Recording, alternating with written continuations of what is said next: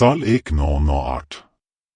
एक छोटा सा पहाड़ी गांव कालगांव जो शहर से कटा हुआ था। वहां ज्यादातर लोग रेडियो सुनकर अपना मनोरंजन करते थे। गांव में अजीब अफवाह। गांव में कहा जाता था कि रात के 2:33 बजे एक रहस्यमय रेडियो स्टेशन चालू होता है जिसे मौत की फ्रीक्वेंसी कहा जाता है। रवि और नीरज की जिज्ञासा। रवि और उसका दोस्त नीरज पत्रकार थे। वे इस रहस्य को उजागर करना चाहते थे। रात 2:33 बजे रेडियो चालू हुआ। रवि और नीरज ने रेडियो ऑन किया। उसमें पहले गड़गड़ाहट आई, फिर एक धीमी पर डरावनी फुसफुसाहट सुनाई दी। तुम यहां क्यों आए हो? भयानक चीख और जलता रेडियो। अचानक एक औरत की चीख गूंजी और रेडियो में नीली आग जल उठी। नीरज का शरीर कांपने लगा और वह जमीन पर गिर पड़ा। नीरज की रहस्यमयी मौत। नीरज की आंखें उलट गईं और उसके होंठों पर अजीब मुस्कान थी। वह धीरे धीरे उठा और रवि की ओर देखा। अब तुम्हारी बारी है। गांव वालों की खोज। अगली सुबह रवि का कोई नामो निशान नहीं था। कमरे में सिर्फ रेडियो बज रहा था। अब मेरी तलाश किसी और को है। मंदिर में पुजारी की चेतावनी। गांव के पुजारी ने बताया कि यह रेडियो मालिनी नाम की लड़की की आत्मा से जुड़ा था जो 30 साल पहले इसी तरह गायब हो गई थी। हवेली में आखिरी सामना। रवि और नीरज एक पुरानी हवेली पहुंचे जहां से यह श्राप शुरू हुआ था। दरवाजे अपने आप बंद हो गए और मालिनी की आत्मा प्रकट हुई। रेडियो का नाश।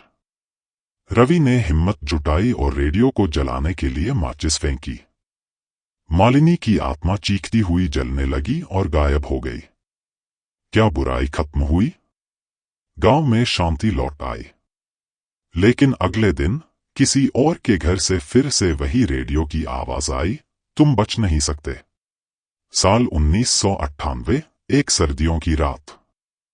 पहाड़ियों के बीच बसा गांव कालगांव अपनी रहस्यमयी कहानियों के लिए मशहूर था।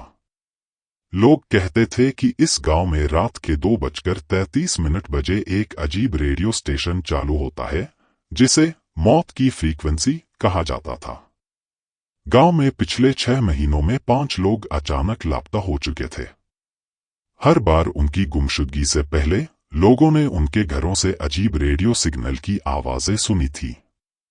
रवि और नीरज गांव के 2 युवा पत्रकार थे। उन्हें इन बातों पर यकीन नहीं है। उन्होंने तय किया कि आज रात 2:33 बजे वे इस मौत की फ्रीक्वेंसी को खोजने की कोशिश करेंगे। और फिर ठीक 2:33 पर रेडियो में एक अजीब गड़गड़ाहट शुरू हो गई। फिर अचानक एक धीमी पर गहरी आवाज आई, तुम यहां क्यों आए हो?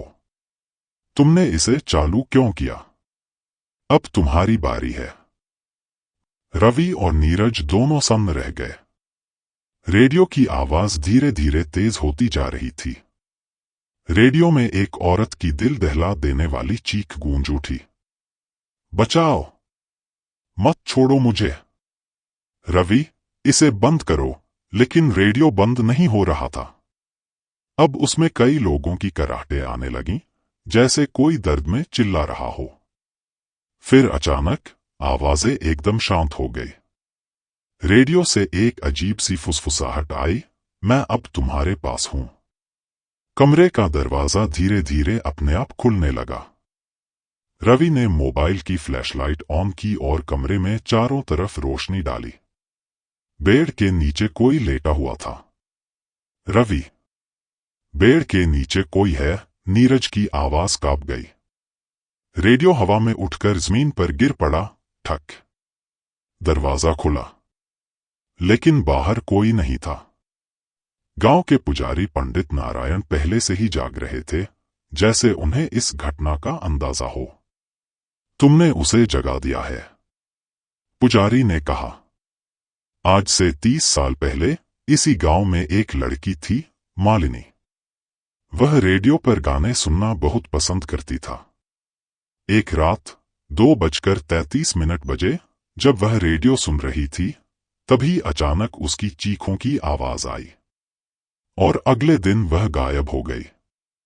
तभी मंदिर के बाहर से किसी के नाखून घसीटने की आवाज आई। खर्रर्रर्रर। रेडियो की आवाज फिर से गूंज उठी, बिना किसी रेडियो के, मैं आ रही हूं। छुप नहीं सकते। अगर तुम इस आत्मा के चुंगल से बचना चाहते हो, तो तुम्हें उसी जगह जाना होगा जहां यह सब शुरू हुआ था, पुरानी हवेली। ये कहानी अब अपने चरम पर पहुंच रही है। रात के 3 बजे ठंड बढ़ गई थी। हवाओं में अजीब सी सनसनाहट थी। रवि और नीरज हाथ में टॉर्च लिए पुरानी हवेली पहुंचे। हवेली के दरवाजे जर्जर हो चुके थे। अंदर घना अंधेरा था, लेकिन उनकी मौत की फ्रीक्वेंसी का जवाब यहीं छुपा था। भूतिया रेडियो का आतंक। जैसे ही वे अंदर गए, रेडियो की आवाज फिर से गूंज उठी, तुम बच नहीं सकते।